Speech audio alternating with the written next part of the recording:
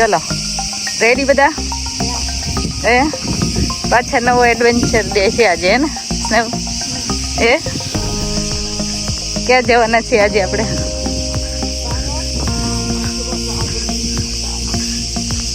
કમલેશને ખબર હોય ને ઓકે નામ પછી તમને અંદર જણાવશો એકચ્યુઅલી એક્ઝેક્ટ આજે ત્યાં જવાનું છે તો હવે બ્રેકફાસ્ટ કરવા ઉપડ્યા બ્રેકફાસ્ટ કરીને અમારે 1 કલાકનું ડ્રાઈવ કરવાનું છે અને હા ઓકે ક્રૂઝ ટ્રીપ છે ભાઈ અમારી દિવસ આખો હા ને આજે તો એટલે સાંજે પાછા આવીશું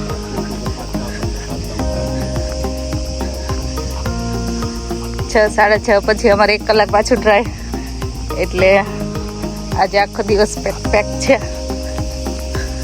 આજે પવન નથી હા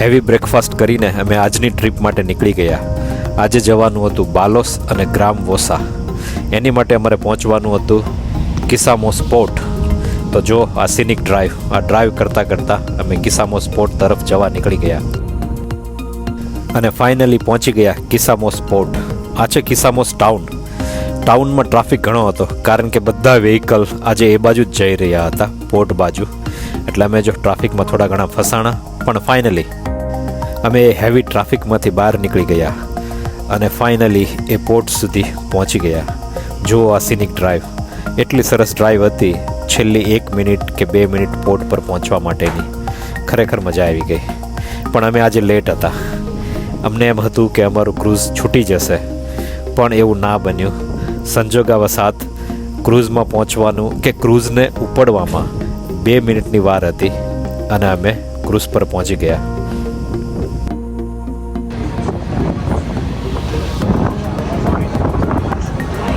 અમારું ક્રૂઝ છે મન પહોંચી ગયા હતા માય ગોડ 5 મિનિટ પહેલા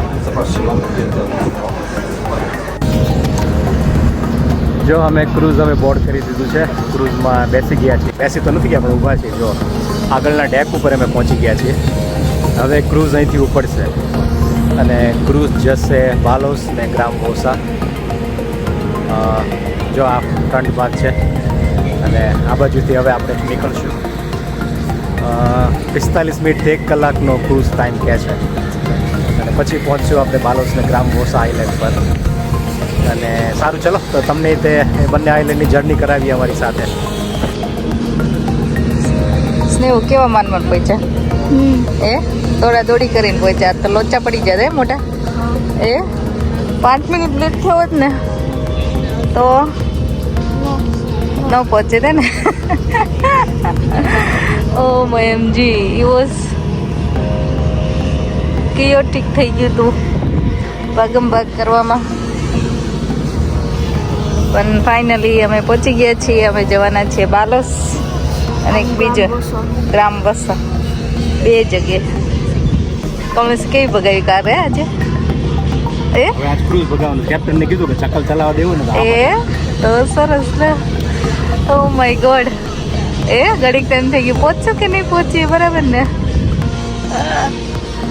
પાર્કિંગ કેવું છાયા મળી ગયું એ કાર હાલવા ન માટે તમે દાળમાં પાર કરીને આ મીંડા જ હાલવા અમને જો અહીંયા જગ્યા મળી ગઈ છે બેસવાની ઘણાની જગ્યા ના મળી શું થયું ના રૂમાલ રાખ્યો તો હા રૂમાલ રાખ્યો જગ્યા મળી ગઈ પછી તમે બેઠા એ તો બેસવા તો મળે કાંઈ કેપ્ટન ઓળખીતા હતા આપણે એટલે આગળ બેહાડ્યા એવું જ છે લે પૂછી જો કેપ્ટનને પૂછજો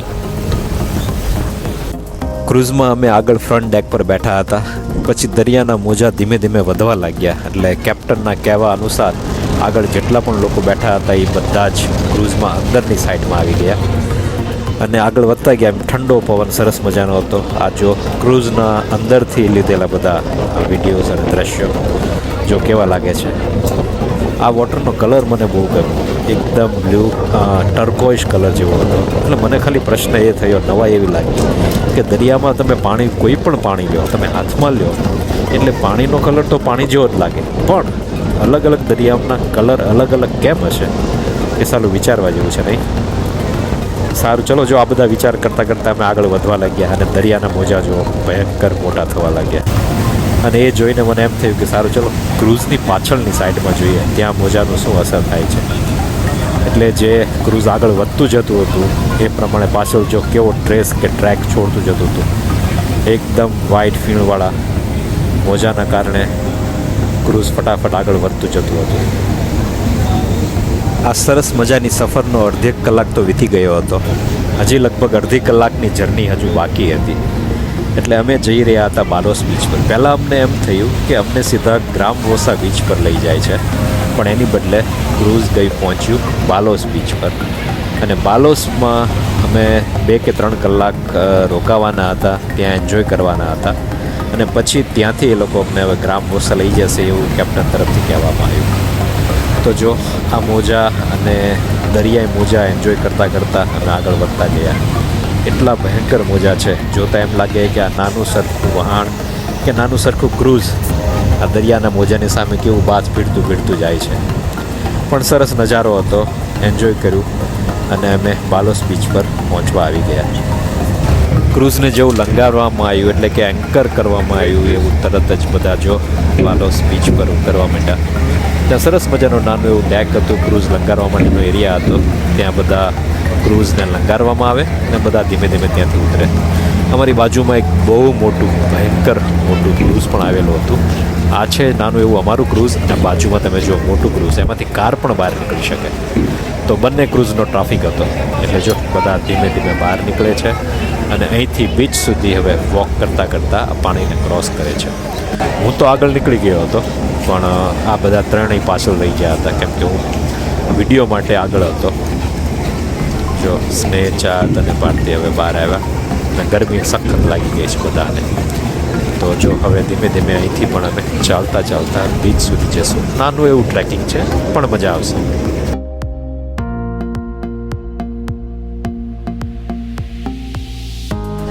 5 થી 7 મિનિટનું ચાલવાનું હતું અને ચાલીને અમે બીચ પર પહોંચ્યા. પણ બીચ પર પહોંચ્યા પછી ગરમી પણ એટલી લાગી, છોકરાઓ થાક્યા, એટલે એમને તો સીધું જ પાણીમાં જ જવું હતું. એટલે અમે ફટાફટ ત્યાં જ તે સ્વિમિંગ કોસ્ચ્યુમમાં ચડાવ્યા અને સીધા અમે ઘૂસી ગયા પાણીમાં. હું, છોકરાઓ બધા પાણીમાં ગયા અને ભારતી જો અહીંથી દૂરથી વિડીયો લીધો અમારો. ખરેખર મજા આવી, એન્જોય કર્યું. અને પાણીમાં ગયા પછી એમ થયું ઘાસ ગરમી થોડીક ઓછી થઈ, પણ સૌથી મોટી બીક હતી ટેનિંગ થઈ જવાની. સનસ્ક્રીન પૂરેપૂરી યુઝ કરી અને પાછા પાણીમાં ગયા, પાછા બહાર નીકળ્યા, પાછા પાણીમાં ગયા. પછી એટલામાં જો સરસ મજાનો સેન્ડી બીચ હતો. બીચના કાંઠે કાંઠે વોક કર્યું, કેટલા બધા પિક્ચર્સ લીધા, વિડીયોઝ લીધા અને ખરેખર મજા કરી. થોડી વાર બેઠા કેમ કે થાક્યા હતા અને હવે લાગી હતી છોકરાઓને ભૂખ. ભૂખ લાગવા માટે અમારે ફૂડ લેવા જવાનું હતું અને એ પણ એક મોટું એડવેન્ચર હતું. જો છોકરાઓને ભૂખ લાગી હતી, મસ્ત જગ્યા છે. ને અહીંયા એવું છે કે ભૂખ લાગવા માટે કેન્ટીન એવું છે કે આટલું પાણી ક્રોસ કરી અને આ બાજુ અહીંયા આવવું પડે. અને આ જો નાનો એવો શેડ દેખાય છે ને તમને, એ કેન્ટીન છે. જોયા, હા જો અહીંયા બધું ફૂડ મળે છે. બાકી અહીંયા આખા એરિયામાં જો આ બાજુ પણ બીચ છે, આ બાજુ પણ બીચ છે, આ બાજુ બીચ છે અને સામે જો તમને ક્રૂઝ દેખાય છે, ત્યાં અમારી ક્રૂઝ આવીને ઊભી રહી હતી, અમને ઉતાર્યા હતા. એટલે બધા લોકોને જેને પણ કાંઈ ફૂડ પરચેસ કરવું હોય, ખરીદવું હોય, એ બધા જો આ બધા આખું ક્રોસ કરી અને આ બાજુ આવવું પડે અને અહીંયા ફૂડ લેવા જવાનું. હવે પાણી એવું છે કે પાણી તમારે ભીનું તો થવું જ પડે, કાંઈ ઓપ્શન છે જ નહીં. પણ વચ્ચે અમુક ભાગમાં કમર સુધીનું પાણી આવી જાય છે. એટલે કમર સુધીના પાણીમાં રિટર્નમાં બધું ફૂડ લઈ અને પાછું આવવાનું છે. તો જો હવે પાછું રિટર્ન એડવેન્ચર શરૂ થઈ ગયું. જવામાં પહોંચી તો ગયો. છોકરાઓ, ભારતી બધા પહેલી સાઈડ જ છે. એટલે હોપફુલી વાંધો નહીં આવે, પહોંચી જઈશું. બસ ખાલી ફૂડ પલળે નહીં એ જોવાનું છે. જો હું તમને હવે મારી સાઈડથી બતાવું.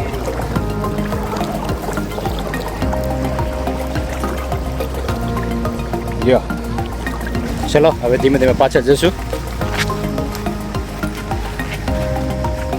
અહીંથી પાછું ક્રૂઝ લેવાનું છે. નેક્સ્ટ સ્પોટ કયો આવશે? ગ્રામ વોસા. બાલોસને કહીએ બાય બાય. હે? ગ્રામ વોસા. હા હા. ના, એમાં પહેલું સ્ટોપ ગ્રામ વોસા લખ્યું હતું, પણ એ લોકોએ ઊંધું કર્યું. પહેલાં એ લોકો બાલોસ લઈ આવ્યા, હવે ગ્રામ વોસા જશે. સરસ ક્રિસ્ટલ ક્લિયર વોટર હતું, ટર્કોઇઝ કલરનું. જો બોટના તળિયા દેખાય ત્યાં સુધીનું. નાયા, થાક્યા, ખાધું અને હવે પાછા જો આટલો ટ્રેક કરવાનો. અને સામે છે ત્યાં ક્રૂઝ લંગાર છે અને ત્યાંથી પછી પાછા નીકળશું. તો પબ્લિક ઘણી ખરી ક્યુ કરીને ઊભી રહી ગઈ છે. એરપોર્ટમાં કેમ ગેટ ખુલે ને આગળ લાઇનમાં ઊભા રહી જાય બધા, ઊભા રહી ગયા છે બધા. દેખાણી ક્યુ.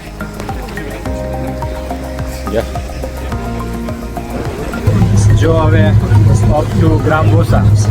બાલોસ બીચથી નીકળી ગયા, હવે જઈએ છીએ પાછા ગ્રામ વોસા.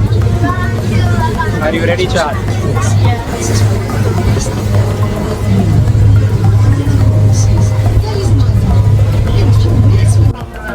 ક્રૂઝના કેપ્ટન સાહેબને કીધું કે કેપ્ટન સાહેબ એક આંટો આપો. કેપ્ટન સાહેબે ના પાડી દીધી. ના હું મજાક કરું છું.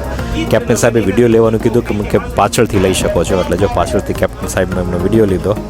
ક્રૂઝ જતું હતું ગ્રામ વોસા પોર્ટ પર, પણ એમને કોઈ અડચણ આવતી હતી. આગળ કોઈ નાની બોટવાળો હતો, એમને ત્યાંથી મૂવ થવાનું કહેતા હતા. અને જો અમે પહોંચવા આવ્યા છીએ ગ્રામ વોસા.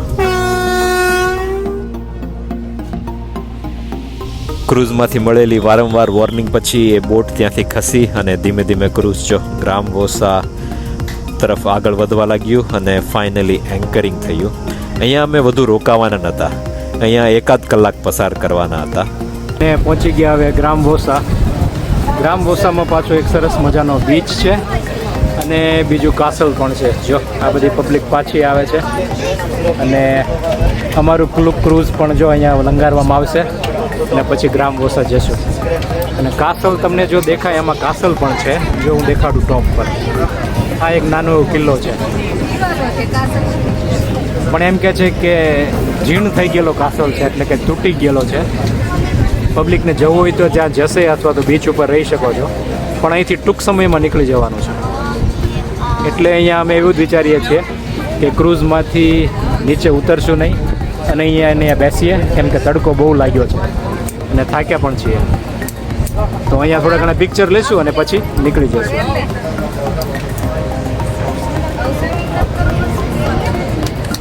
જો આ ગ્રામ વોસાના ક્રૂઝ પર અમે આવ્યા હતા અને ગ્રામ વોસા હું ફટાફટ ઉતરો. છોકરાઓને બધા જોજો ક્રૂઝ પર જ છે, દેખાય છે.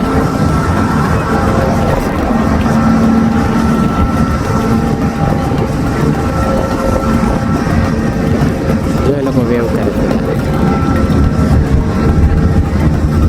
મેં કીધું હું થોડોક આટલામાં ચક્કર મારું. હજુ વાર છે ક્રૂઝ ઉપડવાની. અહીંયા પાણી જો કેટલું ચોખ્ખું છે.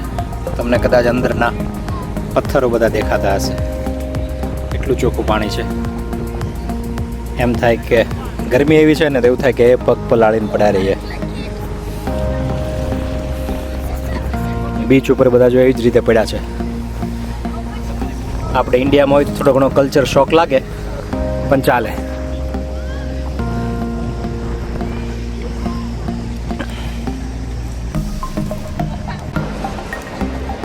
બસ જો હવે અહીંથી અમે ગ્રામ વોસાને પણ અલવિદા કહીએ છીએ. હવે અહીંથી રજા લઈએ અને જઈએ પાછા કિસામોસ પોર્ટ, જ્યાંથી શરૂઆતમાં સવારે આ જર્ની શરૂ થઈ હતી. જો આ હતું આખું ગ્રામ વોસાનો એરિયા. આ પહાડની ઉપર એક કિલ્લો છે. આ છે ગ્રામ વોસનો બીચ.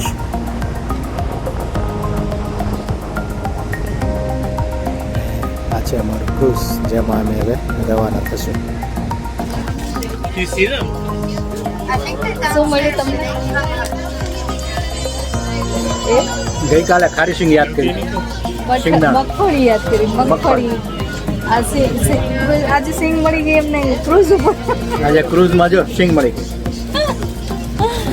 જો બેટા બેટા સિંગ Salty. ક્રૂઝ ઉપર બેટા બેટા સિંગ ખાવા. હવે બરાબર થાક્યા છે, હવે રિટર્ન જવાનું છે. ઓ બાપરે. ક્રૂઝ હલવા માંડ્યું બરાબર. જો હવે તૈયારી થઈ ગઈ જવાની.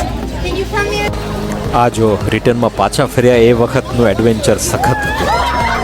અમે 2 ક્રૂઝ હતા જે અમારી સાથે પાછું કિસ્સામો સ્પોટ આવતું હતું, અને એ ટાઈમે દરિયાઈ મોજા એટલા ભયંકર હતા તો બધા જાણે ક્રૂઝ ઉપર સવાર કરતા હતા એ બધાએ એક સાથે બધા ઇમોશન્સ રજૂ કરતા હતા, બૂમ પાડતા હતા, સ્ક્રીમિંગ કરતા હતા.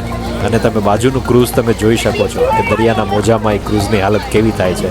તો એ જ હાલત અમારા ક્રૂઝની પણ હતી.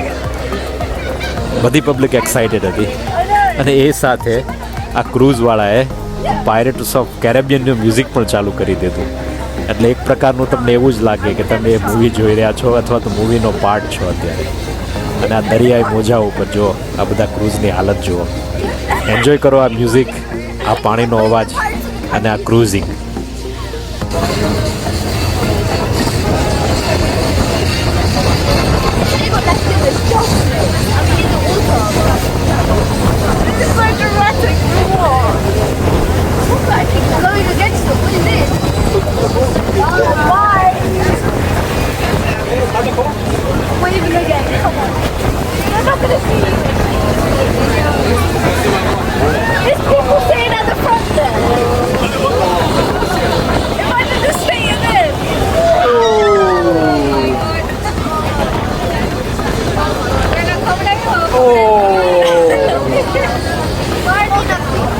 Look at that boat.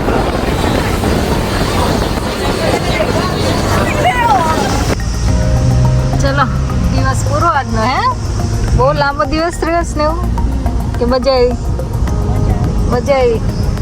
એ બે થયું એમ. તો ફરવા જવું હોય તો થોડું એવું તો રહે જ તે ને. અહીંયા કિસામોસ ને બાય બાય. હા, તો અમે નીકળી ગયા પાછું આખા દિવસનું ક્રૂઝ કરીને હવે હોટલ તરફ જવા. બરાબર ને? ચાનિયા કે હનિયા. અમારે હોટેલ એક કલાક કે છે, હવે 6:30 ઓલરેડી થઈ ગયા છે. 7:30 પહોંચીશું. બરાબર ને? Depends on traffic પછી. એ છે આજે ટ્રાફિક કે તો થોડું વધારે થાય. બરાબર ને? ઇવનિંગ ટ્રાફિક હોય. જો આજે અમે અલગ બાજુથી આવ્યા છીએ સનસેટ જોવા. બસ અમે 12થી આવ્યા, ચેન્જ કર્યું બધાએ, અને સનસેટ જોવા અમે થોડા જે રોજ જે અમે વોક કરીએ છીએ જમીન એકચ્યુઅલી, તો આજે એમ થયું અહીંથી પહેલાં સનસેટ જોઈને પછી ડિનર કરવા જઈએ. તો આજે આ બાજુથી જો, નહીં તો નોર્મલી ઉપર ઓલી બાજુ અમારી હોટેલ રેસ્ટોરન્ટ બધું છે, ત્યાંથી અમે આ સામે સીડી દેખે ને ત્યાંથી વોક કરતા પાછા આવીએ. પણ આ વખતે એમ થયું આ બાજુથી જઈએ, તો અહીંયાથી સનસેટ જોવાનો છે આજે.